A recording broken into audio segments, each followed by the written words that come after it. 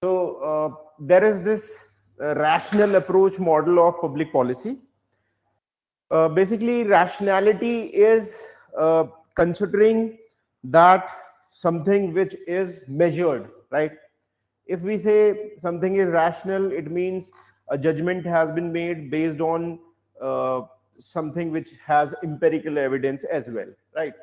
So rational choice theory is a family of theories rather than single की जगह बहुत सारी हैं इसमें, जैसे साइमन की भी rationality decision making की मॉडल है, ठीक है?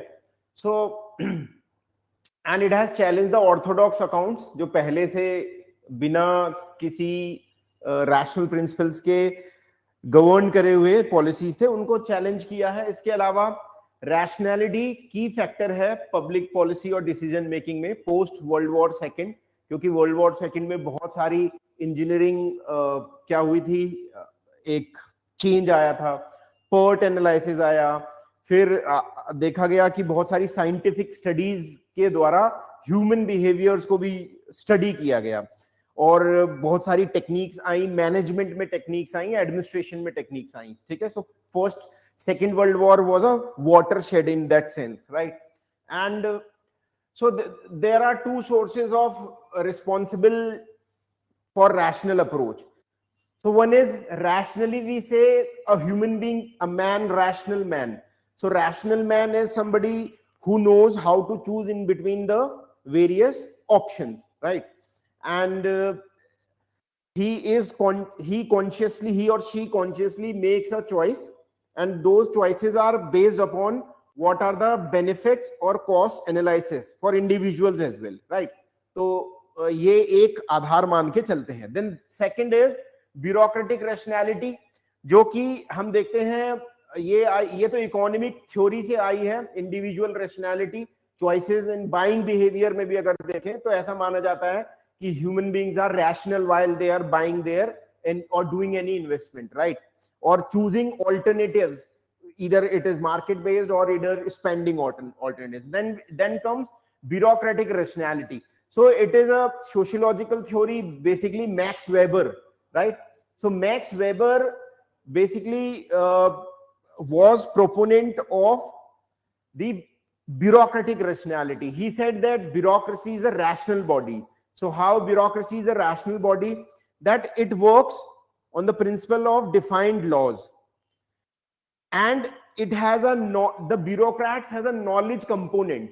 So it is rational because knowledge is something around which whole bureaucracy works. What is knowledge?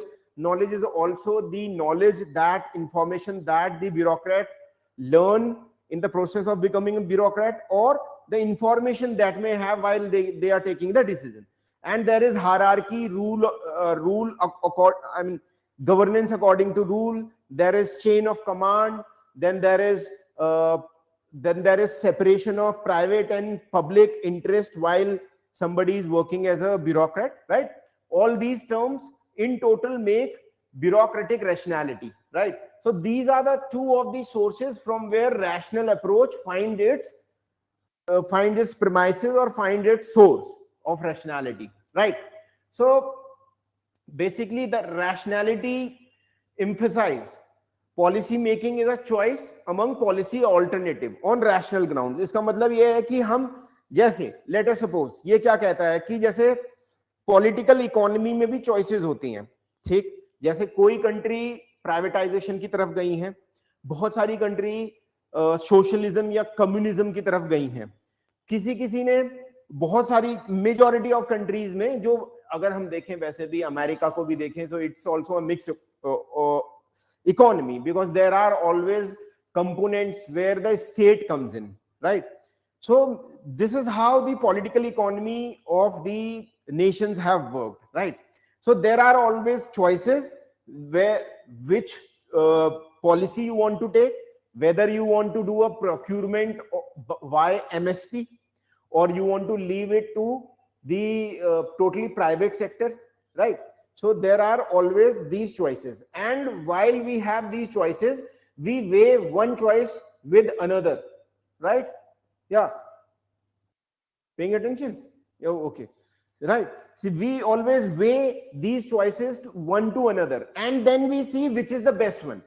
तो ऐसा देखा जाए तो जैसे जब भी हम डिसीजन मेकिंग भी करते हैं तो ये हमें क्या होगी, दुविधाएं आती हैं। जैसे इसको अगर मैं ग्राउंड रियलिटीज पे लेके जाऊं तो एक सिचुएशन है कि जहां पर आप एज अ ब्यूरोक्रेट हैं, वहां पर भीड़ है।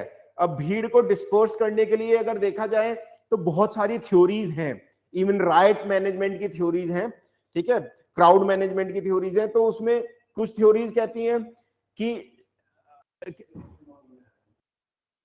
कुछ थ्योरीज कहती हैं कि बेसिकली कि डिस्पर्स शुरू में कर देना चाहिए और यूज ऑफ फोर्स शुरू में ही कर दो। कुछ थ्योरीज कहती हैं कि नहीं, कि बातचीत कर लो। कुछ थ्योरीज कहती हैं कि जो मेन लीडर्स हैं क्राउड के, उनको अलग कर दो, ठीक है। तो ये होता है ग्राउंड पे, जैसे मैंने बताया आप लोगों के जो काम करेंगे। ऐसे ही पॉलिसी मेकर्स के पास भी क्या होती है, चॉइसेस होती हैं कि वो कौन सी वैक्सीन लगाएं, इंडिया मेड या बाहर की। क्या उसको 60+ लोगों के लिए पहले करें और कोमॉर्बिडिटीज वालों के साथ, फिर 45 के लिए खोलें, या फिर बच्चों के लिए सबसे पहले खोलें, ठीक है। तो हमने क्या किया, सबसे पहले 60+ और जो कोविड वॉरियर्स थे उनको किया, ठीक है। तो चॉइस तो थी ना। फिर बहुत लोगों ने क्रिटिसाइज किया, अरे आपने बच्चों को छोड़ दिया, ठीक है, but it's a choice, right. So each choice has a cost to pay and each choice has a opportunity cost. Each choice would have a outcome that would be, some of them would be suitable, some others may not be suitable. So public choice makers, policy makers always go through this dilemma. So they have to weigh the alternative on rational ground. Rational policy making is to choose the one best that is available, ठीक है। And Thomas Dye is a academician from US, and he has said that he equated the rationality with efficiency, right? So if any system has rationality, it will lead to efficiency, ये इनका मानना है। पर हमेशा ऐसा नहीं भी हो सकता है, ठीक है। उसका मैं आपको उदाहरण बताता हूं। जब हम रैशनैलिटी की बात करते हैं तो हम ये देखते हैं कि जो पॉलिसी मेकर हैं, कई बार ग्राउंड रियलिटीज उन्हें पता नहीं होती, या लैग होता है इंफॉर्मेशन का, और आर्मचेयर एक्सपर्ट्स भी होते हैं, आर्मचेयर एक्सपर्ट्स जो फील्ड में काम नहीं करते। So you may have a policy that may be look very rational, but then it has been seen some society do not let the technology diffuse, right? Acceptance of technology. आपने कहा कि technology लगा दो हर जगह, ठीक है। जैसे मैंने पहले भी एग्जाम दिया, ड्रोन से खेती करेंगे। अब ड्रोन से कैसे खेती करेंगे, ठीक है, रैशनैलिटी है, ठीक है, everything would be mapped, but that may not be the best policy, because हो सकता है कि लोगों के पास इतना छोटा छोटा खेत हो कि उसमें ड्रोन चल ही ना पाए, वहां पर जाना है, उसे मुड़ना है, ऐसे ऐसे घूमता रहे, right. So always rationality may not be equated to efficiency, but Thomas Dye has said कि रैशनैलिटी, ये 1980s का उसका थिंकिंग है। उसके बाद बहुत सारी चेंजेस आए हैं, ठीक है। लोगों को ये लगा है कि वैल्यू टर्म्स भी देखने होते हैं, ठीक है, okay. So stages of rational, so what are the stages of rational policy? Identification and determination of goals, right? So if you want to, for an example, let us suppose we want to go with national education policy, right? So new national education policy came in 2020. So we know that we want to tap the resources and the energies that we have with the younger population, ठीक है। तो demographic dividend को हमें क्या करना है, उसको exploit करना है, ठीक है। तो गोल्स का हमें पता होता है, ranking of goals in according with their importance. अब 3 गोल्स हो सकते हैं, ठीक है, कि हम सबको शिक्षित करना, एक गोल हो सकता है, लिटरेट करना। दूसरा हो सकता है कि हमें नोबेल प्राइज लाने हैं या रिसर्च में लोगों को ले जाना है, एजुकेशन में दूसरा गोल हो सकता है। तीसरा गोल हो सकता है कि हमें कम पढ़ाई पे भी लोगों को एम्प्लॉयमेंट देना है, ठीक है। 12वीं पढ़े, उसके बाद वो वोकेशनल कोर्सेज करें, या जैसा न्यू एजुकेशन पॉलिसी कहती है कि implementation of vocational training from the school level and also making them learn programming, right, because that is the future. So अभी हमें क्या करना होता है, गोल्स को भी हमें क्या करना होता है 1 2 3 कि किसको करेंगे, कि सबको लिटरेट करना है, 2011 के सेंसस के अनुसार we have literacy rate of around 74.04. 74 is fine, 04 I think that is exact figure. So क्या उसको 100 ले जाना है, या फिर हमें बहुत सारी अप्रेंटिसशिप और वोकेशनल ट्रेनिंग देखनी है, लोगों को इलेक्ट्रीशियन बनाना है, लोगों को क्राफ्ट्समैन बनाना है, लोगों को जो लकड़ी का काम कर रहे हैं ऐसा बनाना है, और भी बहुत सारी जो क्या है उनको basically starting their own business, right. So we have to rank these. Possible alternatives क्या हो सकते हैं, ठीक है. पॉसिबल ऑल्टरनेटिव्स, अब मैंने न्यू एजुकेशन पॉलिसी की बात कर ली, तो क्या हो सकते हैं, ठीक है, कि हम ऑनलाइन कोर्सेज के थ्रू करें. जैसे गवर्नमेंट ऑफ इंडिया ने बहुत सारे ऑनलाइन कोर्सेज शुरू करे हैं, और इवन फॉरेन यूनिवर्सिटीज के भी, जैसे एक है मूक, मैसिव ओपन ऑनलाइन कोर्सेज, ठीक है. आप जाके आईआईएम के प्रोफेसर से, आईआईटी के प्रोफेसर से जो रिकॉर्डेड मॉड्यूल हैं आप उसमें क्लासेस लेते हैं. इवन फॉरेन यूनिवर्सिटीज के भी कोर्स आप कर सकते हैं, ठीक है. एक ये तरीका हो गया. फिर दूसरा तरीका हो गया, ऑल्टरनेटिव्स क्या है, कि हम क्या करें कि छोटी छोटी, जैसे चाइना में है बहुत टाइप के इंस्टीट्यूशंस खोल दें, ठीक है, वो विलेज लेवल्स पे, ठीक है. तीसरा है कि हम एक्सटेंशन सर्विस कर दें, आईआईटीज को कहें कि आप क्या करो, जिस जिस जिले में आप हर डिस्ट्रिक्ट में अपनी छोटी छोटी 4 क्या वर्कशॉप्स खोलो, ठीक है. सो ये 1 2 3 जो हमने गोल्स की रैंकिंग की, उसके पास जाने के लिए फिर ये करा जाता है cost benefit analysis of policy alternative. फिर ये देखा जाता है किसमें फायदा है, कि यदि हम आईआईटीज को कहेंगे कि you open 4 small centres which will give training to young school pass outs in plumbing or in welding, in material casting, in fitting pipelines, we can do this, right. We can have installation of live workshops online also, where people are learning online, right, all those things. So then we have to see where the investment is highest and where the impact is highest, right. And we reach on to the conclusion where there is a balance between the two, that resources we can, with the minimum resources we can get optimum results, we choose among those, right. ठीक है. और सो ये है stages, और same इसी से मिलता जुलता थॉमस डाय ने भी कहा है, certain requirement to policy maker in selecting a rational policy. तो उसने ये कहा है कि know all the societies value preferences and their relative weights, ठीक है. वो किस चीज को वैल्यू दे रहे हैं, ठीक है. हर सोसाइटी में ये अलग हो सकता है. कोई सोसाइटी बहुत ही न्यू टेक्नोलॉजी को बहुत ही क्या कर सकती है, एडॉप्ट जल्दी कर सकती है, कोई सोसाइटी नहीं करेगी, ठीक है. तो जो भी वैल्यू प्रमाइसेस हैं वो डिपेंड करता है वहां की लिटरेसी क्या है, रिलीजन क्या है, ठीक है, पास्ट एक्सपीरियंस क्या है, लेजिटिमेसी कितनी है in the eyes of the public, of the bureaucracy और द इंस्टीट्यूशंस और the government, right. If government has no legitimacy, कुछ नहीं है, गवर्नमेंट तो ऐसे ही कहती रहती है, ठीक है, हम क्यों कूड़ा इधर उधर ना फेंके, हम तो यही फेंकेंगे, ठीक है. कूड़ा डाल दिया, उसमें आग लगा दी. कूड़ा अर्बन एरियाज में कूड़ा पे आग लगाने में क्या है, फाइन है, राइट, तो लगा दी आग. तो क्या है, ये भी हमें जानना जरूरी है. Understand all policy alternatives available, जैसे यहां कहा गया है, जितने भी पॉलिसी एक ही जगह पे पहुंचने के लिए हमारे पास जितने भी पॉलिसी ऑप्शंस हैं, ठीक है, हम टॉप डाउन अप्रोच अपनाना चाहते हैं, ठीक है. टॉप डाउन अप्रोच मतलब ऊपर से, केंद्र सरकार से शुरू करा हमने, केंद्र सरकार, राइट, सेंट्रल गवर्नमेंट से शुरू करा, फिर स्टेट गवर्नमेंट के पास गए, और फिर थर्ड टियर के पास गए, ठीक है, पंचायत और आपके अर्बन लोकल बॉडीज के पास चले गए. या फिर हम ऐसा भी हो सकता है कि इधर से अर्बन लोकल बॉडीज से शुरू कर सकते हैं, ठीक है. आइडियाज जनरेट करना शुरू किया हमने यहां से, ठीक है, प्लानिंग कराई, और फिर स्टेट के पास गई, और फिर स्टेट से सेंटर के पास गई, ठीक है. अब दोनों क्या कर रहे हैं, फीडबैक के मैकेनिज्म से एक दूसरे से बात भी कर रहे हैं, राइट. ये भी हो सकता है. सो calculate the ratio of cost to benefit for each policy alternative and choose the one which suits the best, right.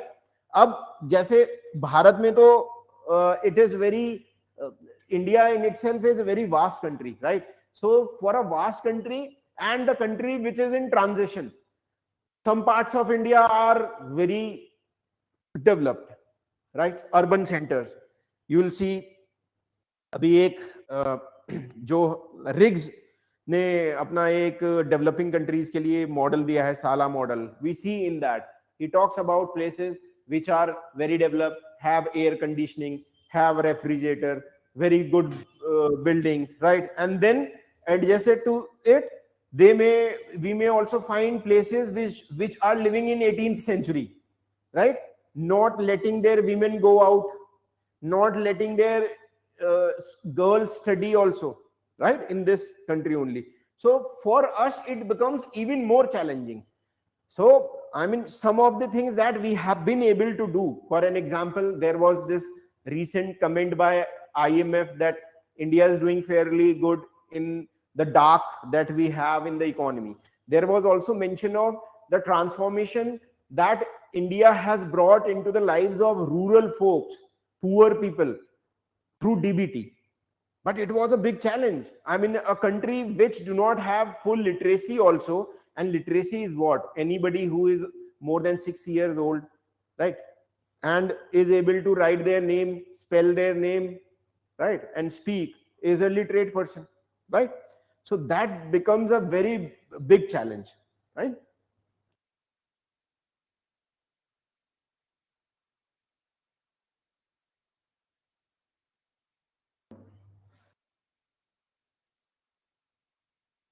Okay. So then you see that basic premises of the rationality thing is that you have alternative, you have to choose some alternative, there is a choice, there is a opportunity cost. ये करो या ये करो, कहीं ना कहीं loose कर रहे हो, तो क्या करो? ऐसी कोई 5 में से एक चुन लो जहां पर ठीक ठाक हो जाए, ऑप्टिमम हो जाए, एक्सट्रीम में नहीं जाना है। ये बेसिक प्रेमाइसेस यही है।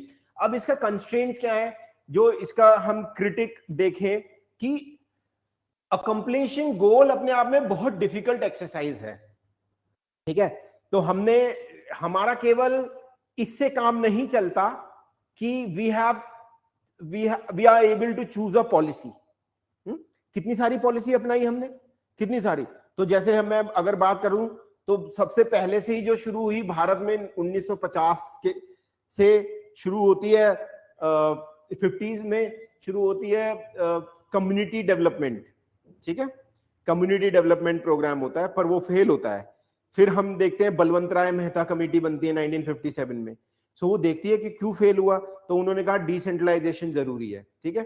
सो पॉलिसी, एक ये पॉलिसी हो गई। फिर गवर्नमेंट ने पॉलिसी अपनाई कि हम ग्रीन रेवोल्यूशन करेंगे, ठीक है? ग्रीन रेवोल्यूशन एक पॉलिसी है गवर्नमेंट की। सो बहुत बढ़िया, पर उसकी वजह से भी दिक्कतें हुई। क्या दिक्कतें हुई, कोई बता सकता है?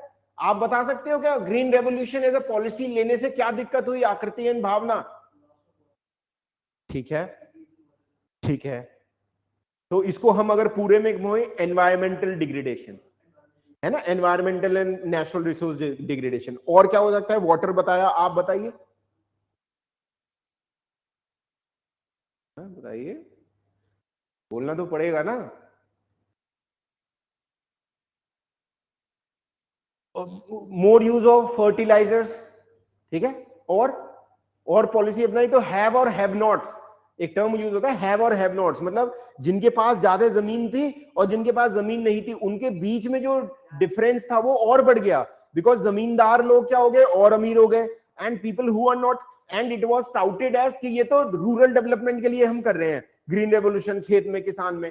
पर रूरल सोसाइटी में we all know that not everybody is having equal share of land, right? India is a very asymmetric distributed land country, arable land country.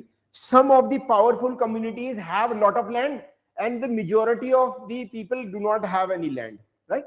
Landless laborer भी बोलते हैं ना, तो ये है, ठीक है? तो अपने आप में accomplishing very difficult task है, ठीक है? accomplishing goal, securing optimization, कभी भी ऑप्टिमम रिजल्ट्स नहीं आते हैं जो हम सोच के चलते हैं कि optimum, best among this situation, the best. No, it is never the best, right? Because there are then hurdles in it, there is inertia, the bureaucracy is not working, people are not accepting, ठीक है? Very good. Then we all know that in India it is being said again and again that educate the girl child. But we all also know that child marriage is a big thing, right? है ना? Particularly in your state, Rajasthan में तो अभी भी है वो सब चीज, ठीक है, कंपैरेटिवली और जगह से ज्यादा. Even Madhya Pradesh has that problem. So you never are able to produce optimum result. There is conflict between rational choice and need for action. अब बेसिकली शॉर्ट थोरो एनालिसिस, अब आपके पास 5 पॉलिसीज हैं, number 1, number 2, number 3, number 4, number 5, right? Okay, so what you have to challenge? Okay, you have to raise level of nutrition in children. ठीक है, अभी report आई भारत का 121 countries में से 107वां स्थान है हंगर इंडेक्स में. ठीक है, कुछ बेसिकली रिसर्च ग्रुप्स हैं, उनकी पीयर रिव्यूड, मतलब एक दूसरे से रिव्यू करी हुई रिपोर्ट है. ठीक है, तो अब क्या करोगे आप? आपके पास ये ऑप्शन था कि घर पे होम डिलीवरी करने लगो खाने की, टैबलेट्स की, बच्चों को माइक्रो न्यूट्रिएंट्स देने लगो. लो, ठीक है. नंबर 2 मिड डे मील के तहत करो. नंबर 3 करो भाई जो आपका आंगनवाड़ी है उनसे करो. ठीक है. नंबर 4 कर दो कैश ट्रांसफर्स कर दो. नंबर 5 कर दो डीबीटी करो. ठीक है, या फिर पीडीएस को इन्वॉल्व कर लो.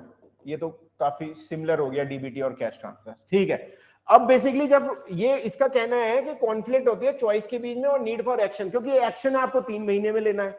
अब इसके लिए तो वर्किंग ग्रुप बनाने पड़ेंगे, भैया ये स्टडी करो, फिर एक की पायलट रन करो, फिर देखो देश में कैसा रिजल्ट आता है. दूसरा करो मिड डे मील करो, तीसरा आंगनवाड़ी करो, कैश ट्रांसफर कर दो. कैश ट्रांसफर कर दिया, पता है बच्चे के अकाउंट में तो जा नहीं रहा है, बच्चे को पता नहीं है. पिताजी के अकाउंट में गया, उन्होंने शराब पी ली और आके और पीट दिया बच्चे को. समझ में आ गया? तो हर किसी की क्या है प्रॉब्लम है. डीबीटी में आया तो माँ पिताजी क्या है, पढ़े लिखे नहीं है. किसी ने कहा मैं तुम्हारे एटीएम से पैसे निकाल दूंगा पर 10% मुझे दे दो. 1000 रुपए आए थे, 100 रुपए उसे देने पड़े. एटीएम था 30 किलोमीटर आना जाना, उसमें 100 रुपए लगे और दिहाड़ी मजदूरी 300 रुपए की वो खराब हो गई. 1000 रुपए में 600 रुपए चले गए, 400 रुपए का क्या करेगा? तो ये होती है प्रैक्टिकल प्रॉब्लम्स जो हमारे देश में देखने को मिलती है. ठीक है, इररिस्पेक्टिव ऑफ द फैक्ट कि गवर्नमेंट ये कह रही है कि हम टेक्नोलॉजी ला रहे हैं और टेक्नोलॉजी से उन्होंने ब्यूरोक्रेसी को तो पार कर लिया, पर नया मिडिल मैन आ जाता है. वहां पर जो कैफे वाले हैं वो तहसील वालों से सेटिंग कर लेते हैं और कहते हैं कि हर किसी को हमारे पास ही भेजो. ऐसा होते हुए देखा है मैंने. तो समझ रहे हैं आप? अब इसको हर किसी को पढ़ना पड़ेगा, तो it requires lot of time and policy makers and implementers do not have these kind of time, right? Yeah, so they need to have research groups working 24/7 if they have to have this thing. But the policy makers do not have, government do not have that kind of material resources and money resources, cash resources, that they can have a big team of researchers. Uncertainty models of policy maker. तो कई बार ये होता है कि भाई पता ही नहीं होता है, डिसीजन मेकर में भी uncertain about objective, alternative means के बारे में, about relationship between the alternatives. अब जैसे कोविड के समय अगर मैं इसको मानूं, जो लॉकडाउन लगा था, दुनिया में पहली बार इतना बड़ा सोशल चेंज था, किसी भी वर्ल्ड में पहली बार लोगों का सोशल चेंज पहली बार गवर्नमेंट्स और ब्यूरोक्रेसी कर रही थी. इससे पहले तो कभी ऐसा हुआ नहीं कि इतनी बड़ी स्तर पे लोगों का लॉकडाउन लगा हो, है ना? जो पहले फ्लू आते थे, स्पेनिश फ्लू 100 साल पहले, उतनी किसी को क्या पता था, इतने रिसोर्सेज भी नहीं थे कि सेग्रीगेशन करा जा सके. ठीक है, तो डिसीजन मेकर्स को उस समय भी अनसर्टेन थे ऑब्जेक्टिव्स क्या हैं, कि ये जैसे शुरू में कहा गया कि 15 दिन लगा लो, बंद हो जाओ, फिर सही हो जाएगा, पर ऐसा हुआ थोड़ी. ठीक है, ऑल्टरनेटिव मीन्स क्या हो सकते थे? पैन इंडिया लगा दिया, क्या पता स्टेट और डिस्ट्रिक्ट लेवल पे लगाते, शुरू में ही डिसेंट्रलाइज करते तो बेहतर होता इकोनॉमी के लिए एटलीस्ट. ठीक है, about the relationship between alternative, कि पैन इंडिया और डिसेंट्रलाइज के बीच में अगर कुछ हो और उनका रिएक्शन होगा तो कैसा होगा. ठीक है, तो ये सब अपने आप में क्या है, दिक्कतें हैं, कंस्ट्रेंट्स हैं अपने आप में. ठीक है, क्रिटिक है इसका. मल्टीपल डिसीजन मेकर्स होते हैं और कॉन्फ्लिक्ट भी होती है, बिल्कुल होती है. ठीक है, सेंटर कह रहा है कि लॉकडाउन लगा दो, स्टेट कह रहे हैं हम नहीं लगा रहे, हमारे लोग भूखे मर रहे हैं, और लोग यहाँ पर माइग्रेंट फंसे हुए हैं, इनको कौन देखेगा. ठीक है, ऐसा भी तो हुआ था ना, महाराष्ट्र कह रहा है भैया ये तो यूपी बिहार के माइग्रेंट्स हैं और ये हमारे यहाँ पर क्या कर रहे हैं, बर्डन कर रहे हैं, हमारे पास नहीं है खाने खिलाने को, इन्हें इतना अनाज कहां से खिलाएं. ठीक है। सो यहां पर भी क्या है, मल्टीपल स्टेक होल्डर्स होते हैं, तो क्या होता है, ये सेंट्रलाइजेशन का थोड़ा घाटा भी है, तो वहां पर क्या होता है, मल्टीपल डिसीजन मेकिंग में आपकी लैग आने लगता है। और model yield little practical guide. तो dealing with this type of collective decision environment में हम क्या करते हैं, ये जो रैशनैलिटी वाला चीज है, ये हम देखते हैं कि ये ज्यादा प्रैक्टिकल नहीं है, ठीक है। तो ये है इसकी कमियां। ये बात समझ में आई?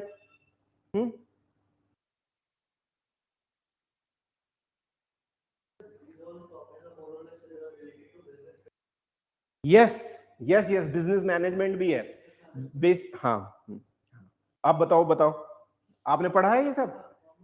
कॉमर्स में पढ़ा है ना। बेसिकली मैं बताता हूं, जो पॉलिसी मेकिंग है, जो पब्लिक पॉलिसी है, पब्लिक एडमिनिस्ट्रेशन में खुद ही अगर आप देखोगे, मैनेजमेंट का और पब्लिक एडमिनिस्ट्रेशन का जो पार्ट है, एटलीस्ट 30 to 40% सेम है। तो अर्लियर क्या होता था, मैनेजमेंट और पब्लिक एडमिनिस्ट्रेशन को जब दो ऑप्शन होते थे, एक साथ नहीं ले सकते थे। ऐसे ही political science of public administration को एक साथ नहीं ले सकते थे। समझ में आया? तो जितनी भी आप थ्योरीज भी पढ़ोगे, जैसे एफडब्ल्यू टेलर है, अगर आपने कॉमर्स पढ़ा है तो एफडब्ल्यू टेलर पढ़ा होगा, ठीक है। और आपने ह्यूमन रिसोर्सेज के बारे में पढ़ा होगा, ठीक है, वो हम पढ़ते हैं, ठीक है। अब ये पब्लिक पॉलिसी भी यही है, अगर बिजनेस में भी तो यही होता है। अब यहां पर वो प्राइवेट है, यहां हम पब्लिक की बात कर रहे हैं, क्योंकि हमें ये ध्यान रखना है कि गवर्नमेंट भी बिजनेस हो सकती है, राइट। जब गवर्नमेंट का बीएसएनएल होता है तो वो एक बिजनेस एंटिटी की तरह काम कर रही है। हाँ, तो आपने जो कहा बिल्कुल सही कहा कि बहुत सारी चीजें ओवरलैप करती हैं कॉमर्स और बिजनेस फंक्शन से भी, है ना। ये बिल्कुल सही कहा।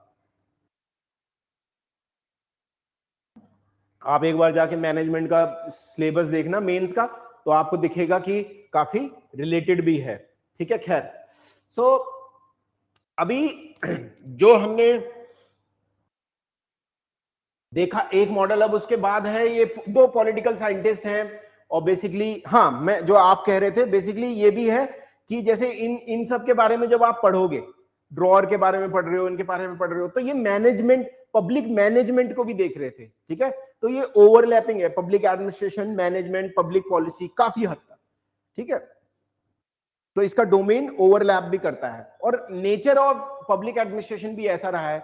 जब हम पढ़ते हैं कि इवोल्यूशन कैसे हुआ है, तो कभी उसने पॉलिटिकल साइंस के पास जाने की कोशिश की, फिर वो पब्लिक मैनेजमेंट की तरफ गया, ठीक है। मैनेजमेंट, न्यू पब्लिक मैनेजमेंट हो गया, ठीक है। तो वो झलकता ही है, पब्लिक पॉलिसी में भी झलकेगा, क्योंकि जब रैशनैलिटी की बात आ रही है तो गवर्नमेंट और प्राइवेट दोनों रैशनैलिटी पे बात करते हैं, पर अब गवर्नमेंट को वैल्यू बेस्ड भी होना पड़ता है, क्योंकि अगर वैल्यू बेस्ड नहीं होंगे, सबको अगर मॉडल से, इकोनॉमिक मॉडल से अगर चलती दुनिया, तो फिर दिक्कत कोई थी नहीं। पर वो चलती नहीं है ना, क्योंकि डायनेमिक्स बहुत है नीचे। आपने कहा कि ठीक है, बहुत बढ़िया, हमने तो लैंड रिफॉर्म्स ले आए, ठीक है, हमारी लैंड रिफॉर्म्स के लिए पॉलिसी है, जमींदारी एबोलिशन एक्ट ले आए। पर क्या हुआ, जमींदारों ने क्या किया, जमींदारों के ही रिश्तेदार जज थे उस समय, जमींदारों के ही रिश्तेदार, खुद जमींदार एमपी एमएलए थे, उन्होंने वहां जाके क्या कर दिया, डिले टैक्टिक्स कर दी। तहसीलदार और बड़े बड़े अफसर भी उसी तबके से आते थे, है ना, इलीट सर्विसेज थी। अब तो फिर भी जो कॉमन मासेस हैं, गरीब लोग हैं, lower middle class, upper middle class, सबके आपको रिप्रेजेंटेशन ब्यूरोक्रेसी में भी दिखाई देगी। पहले ऐसा नहीं था। जैसे विदेश मंत्री देखोगे, एक नटवर सिंह थे, आईएफएस अधिकारी। शुरू के आप जितने आईसीएस के बाद आईएएस, जब आईएफएस बनने शुरू हुए, they were all from elite background. चलो ठीक है, coming back, so Lawrence Lynn and Peter de Leon, they both have worked in US academia, have been professors in respective university. He was in Texas, he was in Denver, right?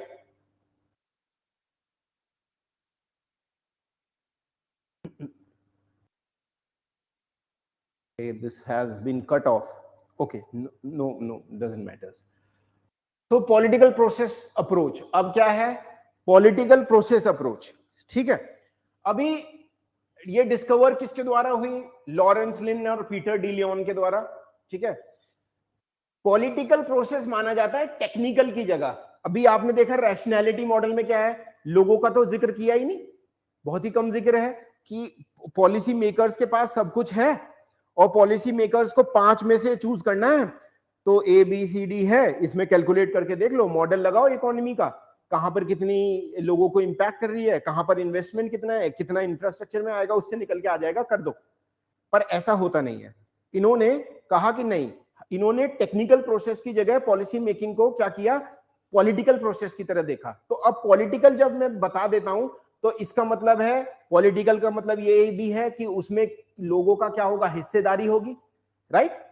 कैसे, सब लोग vote कर रहे हैं, उसमें interest group भी होंगे, caste group भी होंगे, रिलीजियस ग्रुप भी होंगे, बिजनेस ग्रुप भी होंगे, जैसे कल मैंने फिक्की, CII इनका एग्जांपल दिया था, है ना।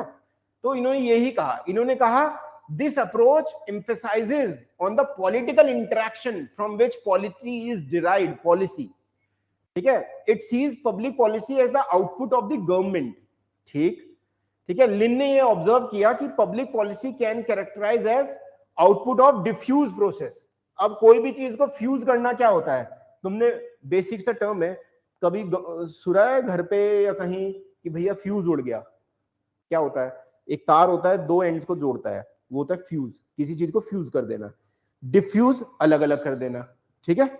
तो इन्होंने कहा कि ये डिफ्यूजल प्रोसेस है, मेड अप ऑफ इंडिविजुअल जो एक दूसरे से इंटरैक्ट कर रहे हैं, ठीक है, एक दूसरे से इंटरैक्ट कर रहे हैं, which each other in small groups में, ठीक है, in a framework dominated by formal organization, ठीक है। सो इंडिविजुअल सोसाइटी में क्या होता है, ग्रुप्स एक दूसरे से इंटरैक्ट करते हैं और फॉर्मल ऑर्गेनाइजेशन के फ्रेमवर्क में। तो फ्रेमवर्क और formal organisation, bureaucracy formal organisation है, पीडीएस शॉप्स भी फॉर्मल ऑर्गेनाइजेशन है, ठीक है। यहां पर लोग काम कर रहे हैं, कुछ काम करने वाले हैं आपकी तरह जो ऑफिसर्स बनेंगे, कुछ कर्मचारी हैं और कुछ ऐसे हैं जिनको पीडीएस के थ्रू अनाज मिलता है। इसी पीडीएस में कुछ ऐसे हैं जो एफसीआई से ठेके लेके और गोडाउन तक सामान लाते हैं और गोडाउन से स्टेट गवर्नमेंट के गोडाउन में लाते हैं और वहां से पीडीएस शॉप तक ले जाते हैं। तो अब क्या है, फॉर्मल इंस्टीट्यूशन, ब्यूरोक्रेसी, यहां पर इंटरैक्शंस बहुत हो रहे हैं, लोगों को जिनको अनाज मिल रहा है, देने वाले आप ऑफिसर्स, लाने वाले, बीच में खाने वाले, है ना। तो ये सब क्या है, डिफ्यूज प्रोसेस है किसी भी ऑर्गेनाइजेशन पे। अभी I can not see it, okay, I have to leave this, okay. So Lynn ने ये आर्ग्यू किया है that individual in organization function under variety of influences. कोई भी इंडिविजुअल है वो एक ऑर्गेनाइजेशन में भी वेराइटी ऑफ इन्फ्लुएंसेस से काम करता है। एक तो उसका अपना बैकग्राउंड का इन्फ्लुएंस है, उसकी अपनी पढ़ाई कैसी है, सीनियर कैसा है, सरकार कौन सी है, वहां किस जाति समुदाय के लोग ज्यादा रहते हैं, ठीक है। अभी देखो ब्यूरोक्रेसी में क्या, ब्यूरोक्रेसी बहुत चालू भी होते हैं, ठीक है, और होना भी चाहिए। तो जैसे मैं एक आपको एग्जांपल बताता हूं, हमारी तहसील में जहां मैं पोस्टेड था, पीस कमेटी की मीटिंग होती है, ठीक है, आप जानते भी होंगे शायद। तो उसमें सभी ब्लॉक प्रमुख आ गए, एमएलए भी कभी कभी आ सकते हैं, ठीक है, और जो गणमान्य व्यक्ति होते हैं, मतलब इन्फ्लुएंशियल पीपल एंड जिनको समाज में इज्जत की नजर दे देगा, बिजनेसमैन और पढ़े लिखे बुजुर्ग लोग, ठीक है। सो वो आ गए, उनसे कहा जाता है कि देखिए, जैसे अभी हो ही रही होगी, इसी हफ्ते हो रही होगी, आजकल में भी चल रही होगी पीस मीटिंग, कहां पर होगी, तहसीलों में, थानों में होगी, ठीक है। एसडीएम भी बैठे रहेंगे, डीएम साहब भी लेंगे डिस्ट्रिक्ट पे। तो क्या होगा, वहां पर सबको बुलाया जाएगा कि देखिए आपका जो शहर है बहुत बढ़िया है और यहाँ हमेशा से ही हिंदू मुस्लिम भाईचारा रहा है, ठीक है, ठीक है। अभी इन्फ्लुएंस कैसे होती है ऑर्गेनाइजेशन, वैरायटी ऑफ इन्फ्लुएंस है। अब आप किसी ऐसी जगह पे जाओगे जहां पर ज्यादा बुद्धिज्म पॉपुलेशन है, तो आप फिर दिवाली को बुद्धिज्म पर पैरामीटर में बताओगे, ठीक है। ऐसी जगह जाओगे जहां सिखिज्म है, तो वहां पर आप बताओगे कि if I am not wrong, Guru Tegh Bahadur या कोई से गुरु आए थे हमारे, ठीक है, छूट के, उस दिन बंदी छोड़ दिवस था, ठीक है। सो आपको क्या करना पड़ता है, कोई भी ऑर्गेनाइजेशन में और इंडिविजुअल्स भी वैरायटी ऑफ इन्फ्लुएंसेस के अंदर काम करते हैं, ये समझ में आ गया, ठीक है। तो मैंने एक एग्जांपल आपको ग्राउंड से बताया कि ऐसे इन्फ्लुएंस में काम करते हैं। तो अगर हमें पॉलिसी मेकिंग बताना है तो हमें इन बिहेवियर और इंटरैक्शंस जो हो रहे हैं स्ट्रक्चर्स के बीच में, इंडिविजुअल्स के बीच में, ठीक है, ग्रुप्स के बीच में, ऑर्गेनाइजेशन के बीच में और पॉलिटिकल सिस्टम्स के बीच में, ठीक है, दे आर ऑल पार्ट, ठीक है। तो ये हमें समझना होगा कि इंडिविजुअल्स जो काम कर रहे हैं ब्यूरोक्रेसी जैसे इंस्टीट्यूशन या और इंस्टीट्यूशन, जुडिशरी, लेजिस्लेटिव और इलेक्शन कमीशन, यूपीएससी भी एक इंस्टीट्यूशन है, ठीक है, पुलिस इंस्टीट्यूशन है, ब्यूरोक्रेसी जैसे मैंने बताया, ठीक है, प्रशासन जो है, इन सब के बीच में कैसा इंटरेक्शन हो रहा है, ये कैसे प्रभावित कर रहे हैं, ये बात समझ में आई। अखबार पढ़ना शुरू किया आप लोगों ने, अखबार, ठीक है, ठीक है। तो रोज आपको ये चीजें मैं बता रहा हूं, अगर आप ग्राउंड पे, क्योंकि आपका रिसोर्स तो वही है न्यूज़पेपर, ठीक है, और न्यूज़पेपर पढ़ा करिए। मैं ये आपको रिकमेंड नहीं करूंगा कि आप जाके यूट्यूब पे और 1 घंटे का द हिंदू एनालिसिस देखें ना, या इंडियन एक्सप्रेस देखें, नहीं, because you have to write in the exam and when you are reading from a newspaper, right, you will always reflect, आप पढ़ोगे, अंडरलाइन करोगे, रुकोगे और सोचोगे, but when you are doing it with the 1 hour video, तो आप 1 hour video देख के खत्म हो गया, समझ में आ रहा है। इसलिए वीडियो ठीक है न्यूज़पेपर का, पर वो आपको वो डेप्थ नहीं दे सकता जो न्यूज़पेपर आप आर्टिकल पढ़ोगे, and then you have to write also, and writing would only develop when you will read, right, reading, writing, speaking, listening, ये कम्युनिकेशन के 4 चीजें हैं। इसमें बेसिकली रीडिंग और राइटिंग का आपका ज्यादा जोर है, ठीक है, तो ये ध्यान रखना, तो रोज पढ़ना है उसे। Instead of involving particular methodology होती है किसी भी चीज को करने का तरीका, रिसर्च से ये वर्ड आया, रिसर्च मेथोडोलॉजी होती है, उसमें मेथड्स होते हैं, टूल्स होते हैं, मॉडल्स होते हैं, कौन कौन से आप चूज करना चाह रहे हैं, कि हमें ये मेथोडोलॉजी ना हो जैसे रैशनैलिटी में है ना, ये कर लो, ये कर लो, ये कर लो, ऐसा नहीं। Policy making in this approach is a matter of adapting to and learning to influence political and organizational environment, ठीक है। तो जब आप पॉलिसी बना रहे हैं तो आप ये भी देख रहे हैं कि आपकी पॉलिसी भी इन्वायरमेंट से इंटरेक्शन करती है और इन्वायरमेंट भी आपसे इंटरेक्शन कर रहा है। तो क्या सरकार की सारी बात तो नहीं मान ली जाती, हर पॉलिसी मानती है? सरकार ने कितने साल से कह रखा है हेलमेट लगा के चला करो, नहीं मानते लोग, ठीक है। क्यों नहीं मानते हैं? क्योंकि उनको अवेयरनेस नहीं है, उनको पता है कि कुछ नहीं होगा। पर आप देखोगे जहां पर एजुकेशन ज्यादा है वहां पर ज्यादा लोग हेलमेट लगा के चलेंगे, है ना। तो एनवायरमेंट का बहुत उसमें क्या होता है, इन्फ्लुएंस देखने को मिलता है। पॉलिसी मेकिंग इन कंस्ट्रेंट भी होती है, पॉलिसी मेकिंग इंस्टीट्यूशन से, इंटरेस्ट ग्रुप से, सोसाइटियल और कल्चरल इन्फ्लुएंसेस से, ठीक। अब इसको कैसे देख सकते हैं? इसको ऐसे देख सकते हैं कि गवर्नमेंट ये चाहती है कि जो नए बच्चों का बर्थ हो वो इंस्टीट्यूशनल डिलीवरी हो, ठीक है। पर बहुत सारे लोगों में वहां पर यहाँ तो इतने हॉस्पिटल्स नहीं है, तो नहीं हो पाता, तो वहां पर इन्फेंट मोर्टेलिटी रेट और मैटरनल मोर्टेलिटी रेट ज्यादा मिलेगा हिंदी हार्टलैंड में एज कंपेयर टू केरला से। इंटरेस्ट ग्रुप्स भी होते हैं, बहुत सारे इंटरेस्ट ग्रुप ऐसे हो सकते हैं कि गांव के लोग, जाति समूह या कहें अरे क्या जाने की जरूरत है, ठीक है, हमारी बहू कहीं नहीं जाएगी, all these kind of things, ठीक है। पर अभी हमें चेंज, बिहेवियर भी चेंज करने को 108 वाली सर्विसेज भी हैं। तो कल्चरल और सोसाइटियल इन्फ्लुएंसेस भी होते हैं। कल्चरल इन्फ्लुएंसेस को आप समझ सकते हैं कि जैसे ओपन डेफिकेशन फ्री करने में कितनी मतलब मुश्किलें हैं, राइट। और लोगों को, बहुत सारे लोगों को टॉयलेट्स बनने के बाद भी कल्चरल उनकी कंडीशनिंग और सोसाइटल कंडीशनिंग ऐसी थी कि हमें वो टॉयलेट यूज नहीं करनी, ठीक है, समझ में आया।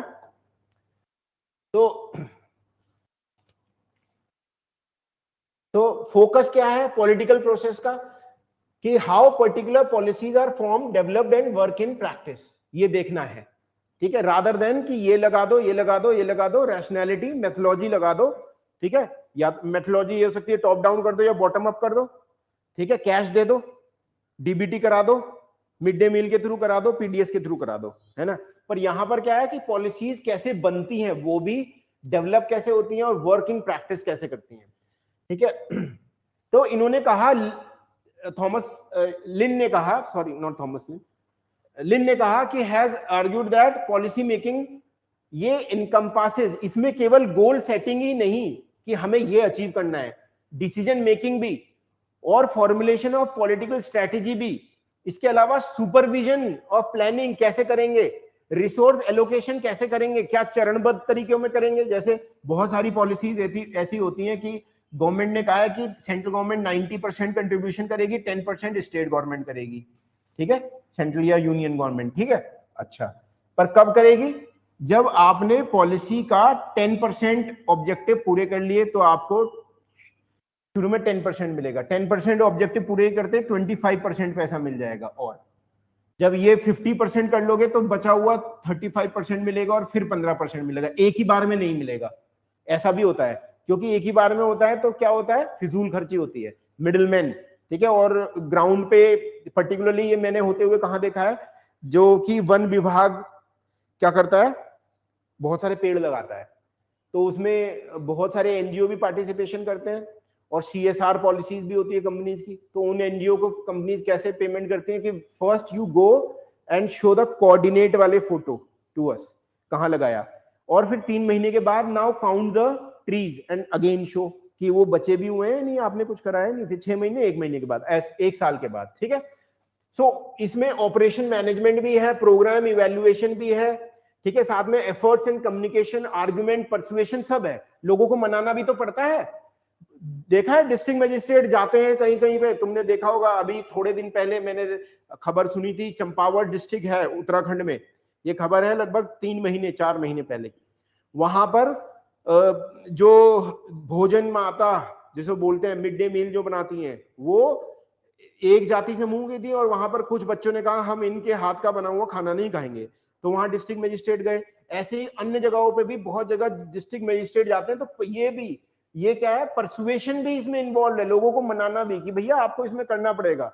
बेटी बचाओ बेटी पढ़ाओ भी यही है ना, कि बच्चों को स्कूल भेजना है, इवन वैक्सीनेशन लगवाना है, तो वैक्सीनेशन की हेजिटेंसी, वैक्सीनेशन हेजिटेंसी बहुत थी ना, बहुत लोग कह रहे हैं नहीं लगवाएंगे, कोई कह रहा है इसमें सुअर का खून मिला दिया, कोई कह रहा है इसमें गाय का मूत्र मिला दिया, कोई कह रहा है कि इससे नपुंसक हो जाएंगे, अलग अलग चीजें चलती रहती हैं भारत में, ठीक है, तो ये भी है। तो लिन क्या कह रहे हैं, managers of public policy operate under a variety of influences. Even जो मैनेजर्स ऑफ पब्लिक पॉलिसी है, from the policy makers to policy implementators, उनके पास भी बहुत सारे क्या लगते हैं, इन्फ्लुएंसेस होते हैं। आपने आज एक पॉलिसी बना ली, पता चल रहा है नीचे लेवल पे, इसका एक उदाहरण मैं बता सकता हूं आपको, ठीक है, जो ग्राउंड पे मैंने देखा है कि उत्तर प्रदेश में ये जो खुले पशु हैं, ये किसानों को बहुत नुकसान कर रहे हैं। पहले जब अब से पहले वाली गवर्नमेंट थी, तो उस समय बेसिकली मीट और जो काउस बफलोज के कलिंग पे उनको एज अ मीट के रूप में यूज करने पे कोई ऐसा प्रतिबंध था नहीं ज्यादा। फिर जब से ये गवर्नमेंट आई, इनका एजेंडा है कल्चरल, ठीक है, तो उसमें बंद हुए, अब वो सारे सांड और वो सब घूम रहे हैं, ठीक है। तो नीचे से ही फिर आवाज आने लगती है कि भाई ये गलत हो रहा है, या तो इनके लिए गौशाला बनाओ, नहीं तो लोगों का गेहूं खा जाते हैं, ठीक है। तो मैनेजर्स और पॉलिसी मेकर्स भी क्या होते हैं, वैरायटी ऑफ इन्फ्लुएंसेस में काम करते हैं। उन्होंने कहा है public executive pursue their goals with in 3 kinds of limits. एक तो पब्लिक एग्जीक्यूटिव्स, ठीक है, नेता लोग भी, मतलब यहां पर हम बात कर रहे हैं कि आपके जो पॉलिसी मेकर्स हैं और जो मिनिस्टर्स हैं, डिपार्टमेंट्स के हेड कर रहे हैं, वो भी, उनके पास भी 3 तरीके का लिमिट्स होती हैं। एक्सटर्नल पॉलिटिकल एनवायरमेंट्स, ठीक है, imposed by their organization, those imposed by their own personalities and cognitive style। अब ये क्या है, एक्सटर्नल एनवायरमेंट की एक पॉलिसी मेकर जो हैं या पॉलिसी मैनेजर जो हैं, उनको दूसरे किसी देश से थ्रेट हो सकती है या दूसरे पॉलिटिकल पार्टी से थ्रेट हो सकती है, ठीक है। फिर उनको अपनी ऑर्गेनाइजेशन, जैसे within, if we see party also is an organisation ना, एक्स पार्टी वाई पार्टी, पदाधिकारी होते हैं, ऑफिसेज होते हैं, उनके अकाउंट्स होते हैं, right, they also work as a organisation. इससे भी हो सकता है। और जो लीडर है उनकी पर्सनैलिटी और कॉग्निटिव थिंकिंग क्या है, बहुत लोगों की पर्सनैलिटी है बहुत सेंट्रलाइजेशन की, ठीक है। अभी गवर्नमेंट, जो पर्टिकुलर गवर्नमेंट है सेंटर में, उस पर आरोप लगाए जाते हैं कि पीएमओ का बहुत सेंट्रलाइजेशन हो गया है, ठीक है, पीएमओ ने बहुत सारा सेंट्रलाइजेशन कर लिया। तो ये है, किसी का कॉग्निटिव स्टाइल कुछ होता है, किसी का चीजों को समझने का स्टाइल कुछ होता है। ये बात समझ में आई?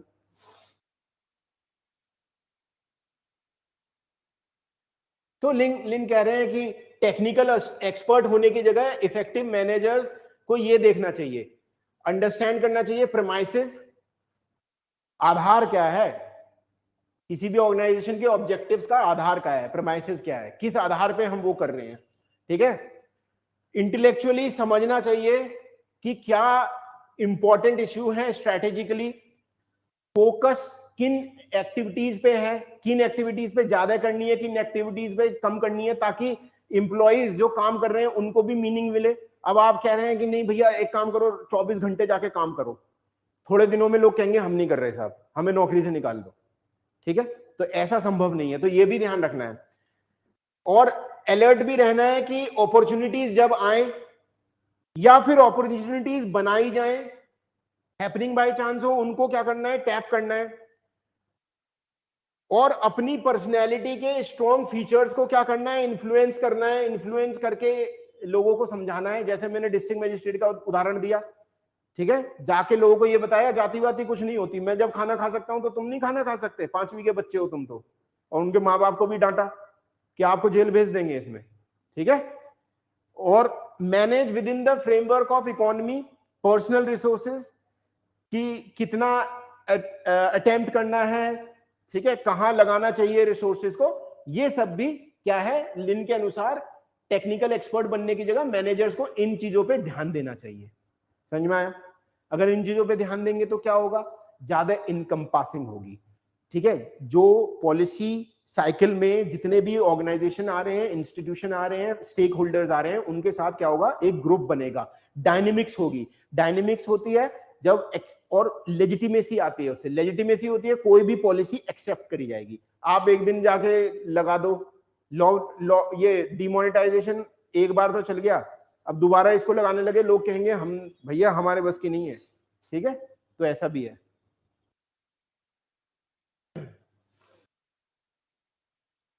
भी है हमारे पास टाइम, ठीक है। सो ये है एक ज्यूज स्कॉलर है, ठीक, उन्होंने, समझ में आ रहा है, ओके, ठीक है, ज्यूज स्कॉलर हैं, उन्होंने इजराइल में के स्कॉलर हैं ये, ठीक है। इनका एक नॉर्मेटिव ऑप्टिमम मॉडल है।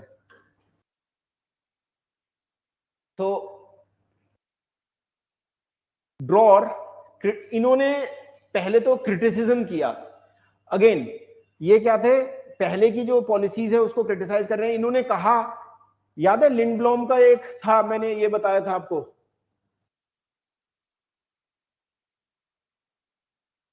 इंक्रीमेंटल, याद है इंक्रीमेंटल, मैंने बताया था 10-15% चेंज कर लो हर साल, बढ़ा दो घटा दो ऐसा करके। तो इन्होंने, लिंडब्लॉम जो थे, उनकी अप्रोच को कहा कि पार्शियल चेंज होने से प्रॉब्लम पूरी तरह नहीं जाएगी, ठीक है, क्योंकि इनर्शिया जो यहां था ये धीरे धीरे बढ़ रहा था, जो यहां लोगों का इनर्शिया था ब्यूरोक्रेसी के अंदर हो सकता है वो, ठीक है, ब्यूरोक्रेसी के अंदर हो सकता है, या फिर ये मासेस में हो सकता है, लोगों के बीच में हो सकता है कि हमें इन्फ्यूजन नहीं होने देना, डिफ्यूजन नहीं होने देना नई टेक्नोलॉजी का, हमें इंटरनेट पे काम नहीं करना, हमें फोटो नहीं खिंचाना, ठीक है, हमें तो पहले धर्रे पे ही काम करना है, वो बना ही रहता है, ठीक है। और प्रॉब्लम क्या होती है, परसिस्ट करती है, और ये जो प्रॉब्लम होती है ये क्या करती है कि ज्यादा सिग्निफिकेंट चेंजेस नहीं आते, ठीक है। अब ये क्या कह रहा है, एक आपने देखा कि एक पूरी तरह रैशनल मॉडल है, ठीक है, फिर दूसरा आया, उसने कहा भैया पूरी तरह रैशनल और मेथडोलॉजिकल नहीं, इसको पॉलिटिकल प्रोसेस बनाओ, ठीक है। यहां पर ये कह रहे हैं कि किसी भी चीज को लागू कराने के लिए, अच्छी पॉलिसी बनाने के लिए पॉलिसी मेकर्स को क्या करना चाहिए, रैशनल और एक्स्ट्रा रैशनल या ट्रांस रैशनल फंक्शंस को देखना चाहिए। रैशनल जब मैं कह रहा हूं तो पूरी तरह इंपेरिकल स्टडी पे बेस्ड, डेटा बेस्ड, ठीक है, पर उससे हर चीज नहीं के चलती, तो हमें ये भी देखना है वैल्यू क्या है लोगों की, ठीक है। अगर मैं अभी, रैशनैलिटी ये कहती है कि अगर मैं बहुत सारा कंप्यूटराइज्ड कंप्यूटर दे दूं सबको तो लोगों की इंफॉर्मेशन बेहतर हो जाएंगी, पर मैं अगर गांव में जाके कंप्यूटर बांट दूं 70 साल के बूढ़ों को, होगी क्या, नहीं ना। तो हमें क्या होना, एक्स्ट्रा रैशनल फैक्टर भी देखने हैं, ठीक है, कि क्या वो एक्सेप्ट करने को तैयार हैं ठीक है, मैंने बहुत, आप लोगों ने ये किया कि आपने बिल्कुल एयर होस्टेस एकेडमी खोल दी सारे गांव में, हाइपोथेटिकली हर छोटे टाउन में। लड़कियां ही नहीं आ पाएंगी, माता पिता आने ही नहीं देंगे, है ना। छोटे टाउन में तो नहीं है ना, बड़े ही टाउन में है। ठीक है, तो इसीलिए इन्होंने कहा कि कोई भी पॉलिसी बनाते समय कॉम्बिनेशन रैशनल और एक्स्ट्रा रैशनल का होना चाहिए। ठीक है, he has argued that policy analysis must acknowledge कि there is a realm of world which involve values and personal experiences भी होते हैं। ठीक है, value system, family system, religion से वैल्यू आती है, सोसाइटी से वैल्यू आती है, किस स्टेज ऑफ डेवलपमेंट में हो आप, इससे वैल्यू आती है।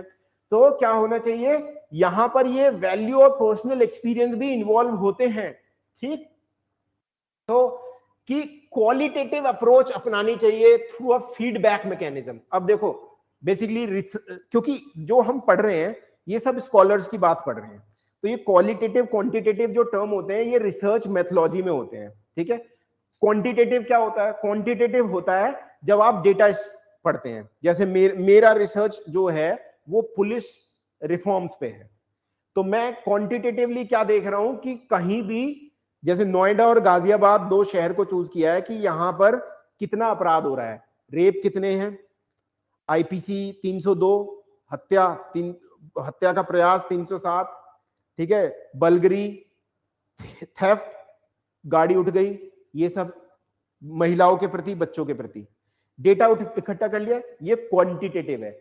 अब मैंने डेटा तो इकट्ठा कर लिया, अब मैं ये देख रहा हूं कि एक थाने में रेप के चार्जेस पिछले 5 साल से नहीं हुए हैं, पर एक थाने में हर महीने 3 रेप चार्जेस हो रहे हैं, या एक्सप्लॉयटेशन के, या मर्डर हो रहे हैं। अब मैं जब क्वालिटेटिव जाता हूं तो मैं देखता हूं कि एक जगह पर मैंने ये पाया कि शराबियों के इकट्ठे हो जाते हैं वो शाम को, और क्योंकि वहां पर बहुत सारे क्या हैं, शराब के आउटलेट्स हैं। अब मैं जा रहा हूं क्वालिटेटिव में, ठीक है, डेटा नंबर में नहीं, क्वालिटी ऑफ डेटा में, कि क्यों हो रहा है।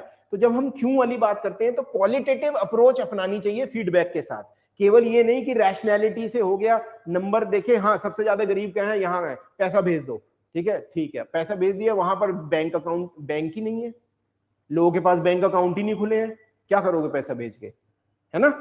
सबसे ज्यादा कोविड मरीज कहाँ है, यहाँ है, वेंटिलेटर्स भेज दो, वहां लाइट ही नहीं आती है, कोई फायदा नहीं है ना, समझ में आया। और he was also in support of studying decision making as subject of social sciences, कि भैया डिसीजन मेकिंग को आप ये मत करो कि टेक्नोलॉजी, इसको सोशल साइंसेज में, और इसके साथ साथ इसको इंटरडिसिप्लिनरी भी बनाओ, कि आप देख रहे हो जाति हटाना चाह रहे हैं, ठीक है, ये है जाति विहीन समाज बनाना चाह रहे हैं, तो ये क्या है, सोशल साइंसेज है। अब इसमें इकोनॉमी भी लाओ, इसमें हिस्ट्री भी लाओ, इसमें ज्योग्राफी भी लाओ। इकोनॉमी लाओगे, अगर आप ऐसे जाति समूह के को फैक्ट्री का मालिक बना दोगे, आईएएस ऑफिसर बना दोगे, तो लोग अपने आप ही डरेंगे उससे, जाति डिस्क्रिमिनेशन करने में डरेंगे ना। ठीक है, उनको आप, जैसे भारत सरकार ने मुद्रा स्कीम शुरू करी थी, याद है मुद्रा स्कीम, सुना होगा, है ना। तो उसमें लोन देने की व्यवस्था थी, है ना, मुद्रा माइक्रो यूनिट्स, माइक्रो लोन्स की व्यवस्था थी। ठीक है, इसीलिए स्किल इंडिया, स्टार्टअप इंडिया, उन सब में भी है, क्योंकि ये क्या है, एक होलिस्टिक वे है कि आप एक इकोनॉमी मॉडल से लोगों को अपलिफ्ट कर रहे हैं, पर उसमें ये भी देख रहे हैं कि महिलाओं की, एससी एसटी ओबीसी की भागीदारी भी हो। ये बात समझ में आई? ठीक है, सो इंटरडिसिप्लिनरी होना चाहिए, जहां knowledge and techniques from other social sciences भी मिक्स्ड होनी चाहिए और अप्लाई होनी चाहिए डिसीजन मेकिंग में, ताकि स्कोप और अचीव मैक्सिमम रिजल्ट हो सके। ये भी इनका कहना था। क्वालिटेटिव कह रहे हैं कि आप चीजों के डेटा के पीछे जाइए और किसी भी चीज को मल्टीपल अप्रोच से स्टडी करिए। कोई भी एक चीज कर देने से चेंज नहीं आने वाला, है ना। आप जब डिस्ट्रिक्ट मजिस्ट्रेट बन जाएंगे तो ऐसा थोड़ी है कि लो पैसे ले जाओ और जिस जिस गरीब के घर कुछ हुआ है जाके बांट दो, ठीक है, बांट दिए, वो जाके शराब पी लेंगे। तो सरकार क्या करेगी, या तो मंथली देगी या महिलाओं के खाते में देगी, जैसे गैस सब्सिडी है ना, वो उज्ज्वला योजना महिलाओं के खाते से जोड़ा गया है ना, उसमें गरीब लोगों को। ठीक है, तो इन्होंने इंक्रीमेंटल और रैशनल मॉडल्स की जगह इन्होंने कहा इस model 6 to accept need for rationality तो है। ठीक है, और इन्होंने कहा need for introduction of management techniques भी है रैशनैलिटी बढ़ाने के लिए डिसीजन मेकिंग में लोअर लेवल्स पे, पर अपर लेवल पे क्या होना चाहिए, हायर लेवल पे पॉलिसी साइंसेस को कॉम्प्लेक्स प्रॉब्लम है तो उसको उसी तरह से डील करना चाहिए, ठीक है। Need to take account of values का भी ध्यान रखो और इरेशनल एलिमेंट्स का भी ध्यान रखो जो रैशनैलिटी के पार है, ठीक है। जैसे मैंने बताया लोगों एक्सेप्ट नहीं कर रहे हैं कोई डिसीजन को, आपने दे दिया उनको, सबको पता है सिगरेट पीना खराब है, रैशनैलिटी बताती है ना खराब है, पर नहीं कर पा रहे हैं क्योंकि जिस समाज में रहते हैं वहां पर नशा बहुत है।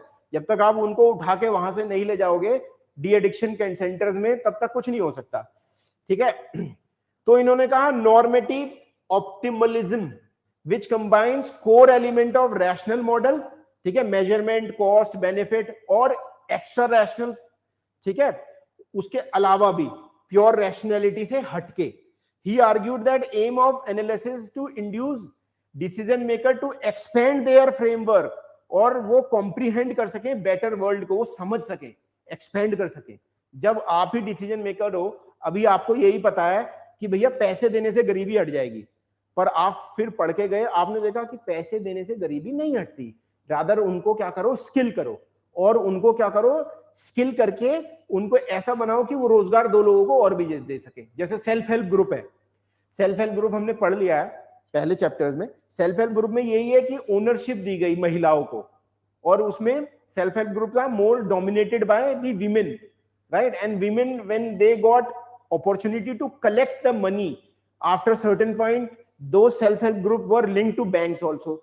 तो क्या हुआ, कम्युनिटी बिल्डिंग हुई। और हमने ये भी देखा है सेल्फ हेल्प ग्रुप में केवल मॉनिटरी एक्सचेंजेस नहीं होते, आइडियाज के भी एक्सचेंज होते हैं, गुड गवर्नेंस प्रैक्टिस भी डिस्कस करी जाती है, और अकाउंटेबिलिटी कैसे हो गवर्नमेंट की ये भी डिस्कस करा जाता है, ठीक है।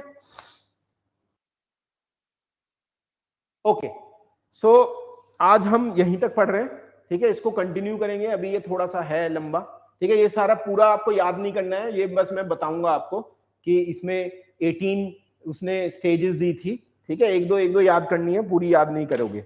Okay, so this is all we have for today, we will be continuing it for tomorrow and you will get your notes tomorrow.